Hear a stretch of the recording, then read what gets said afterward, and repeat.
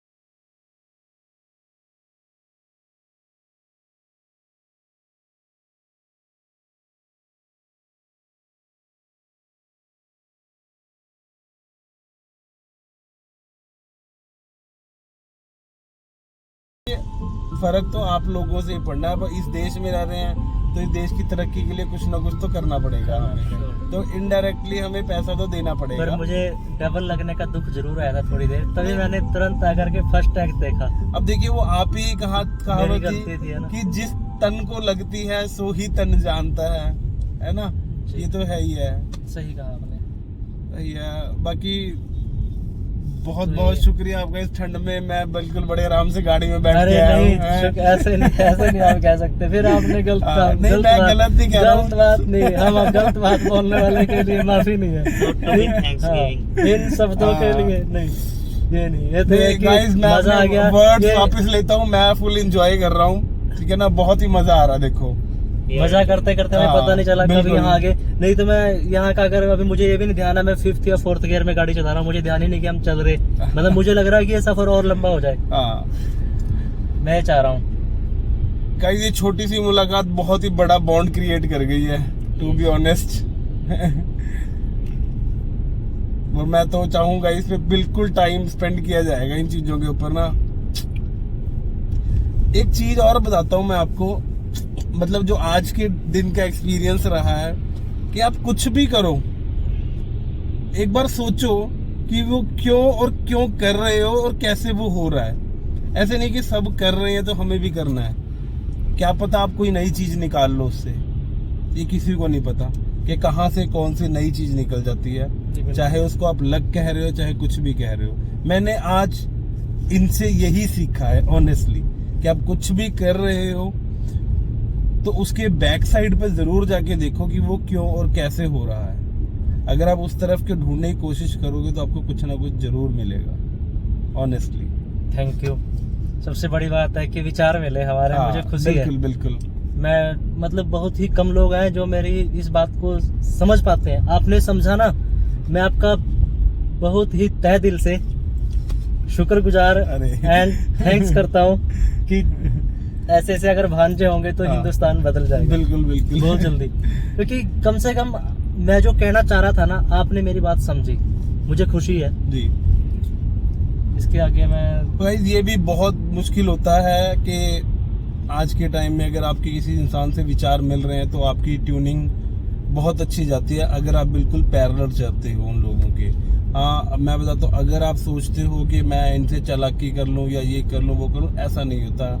हर इंसान समझदार है, हर इंसान को पता है कि क्या हो रहा है, क्यों हो रहा है, कैसे हो रहा है। सो ऑनेस्ट होके चलिए। अगर आप किसी भी क्लियर हार्टेड पर्सन से मिलते हैं, बिल्कुल क्लियर होके चलिए, बहुत अच्छा लगेगा आपको और लाइफ बहुत अच्छी हो जाएगी आपकी। डोंट बी क्योंकि ये कहावत भी है, honest is the best policy. जी बिल्कुल। और वो होती भी है। मेरा अपना जिंदगी का फैक्ट है कि हमेशा सच्चाई पे जिए, आप सच्चाई पे चलिए, जी। कुछ नहीं होगा। जो होगा दुनिया कुछ भी बोलने दो, बट आप डटे रहिए जी, डटे रहो आप, बस मैं यही कहूँगा। आज का कोई व्लॉग कुछ खास नहीं था, बट ये था कि फीलिंग हमारी मैच हुई और एक इमोशनलनेस में आ गए हम। मैं बता नहीं सकता कि क्या हुआ, मुझे खुद नहीं पता चल रहा मैंने क्या बोला, क्या कर रहे हैं हम, कहाँ जा रहे हैं, क्या हो रहा है।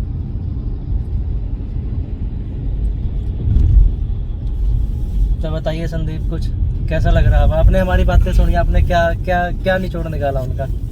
When I'm coming to giving my feelings towards all of you, मैंने जैसे आपकी बातें सुनी, आपने एक दूसरे का एक्सपीरियंस शेयर किए, काफ़ी फैक्ट्स के ऊपर बात की है ना, और कहीं ना कहीं मैं उन चीज़ों के बारे में जानता नहीं था एंड मेरे घर में भी वो बातें नहीं होती।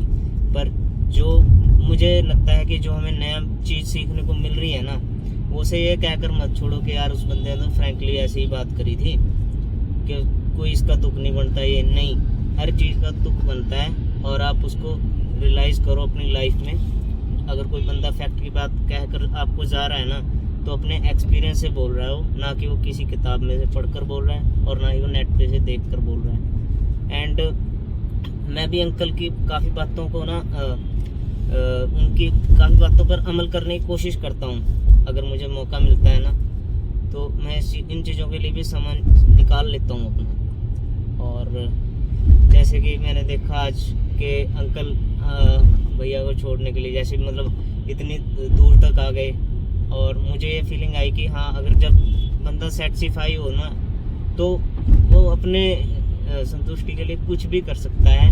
एंड जो चीज़ उसको संतुष्ट करती है वो चीज़ में खुश भी है। और जब खुश है तो अगर हम खुश हैं तो बाकी सब भी हमसे खुश ही हैं। यहाँ पर हम गाड़ी में जितने ही बैठे हैं हम खुश हैं एक दूसरे से। अब हमें कोई टेंशन नहीं है। हाँ, मुझे कुछ इनर टेंशन थी अपनी, अब मैंने भी भूल चुका हूँ। हाँ यार, इनका कोई ना कोई सोल्यूशन आके निकाल ही लूँगा जाकर। बस अंकल इतना ही था। खैर, अब यही मैं फीलिंग्स शेयर करना चाहता था। तो गाइस पहुंच चुके हम पंचकुला माजरी चौक। काफ़ी अच्छा लगा। हमने लगभग 1 घंटे का ये रास्ता था ना, बिल्कुल 40 मिनट का रास्ता मेरे हिसाब से 1.5-2 घंटा लगा दिया होगा इसमें। और पता नहीं चला कभी गाड़ी भगाने का मन नहीं कर रहा था बिल्कुल। ये लग रहा था कि और दूर हो जाए, डिस्टेंस बढ़ जाए। तो ऐसे सफ़र होने चाहिए, मैं उम्मीद करूँगा। और ऐसे फ्रेंड सर्कल में ऐसे मित्र होना बहुत ज़रूरी है कि जिनसे आप क्लियर हार्टेड बात कर सकें। हाँ, बात कर सकें, ओपन हार्टेड बात कर सकें बिल्कुल। तो थैंक यू, मिलते हैं आपको।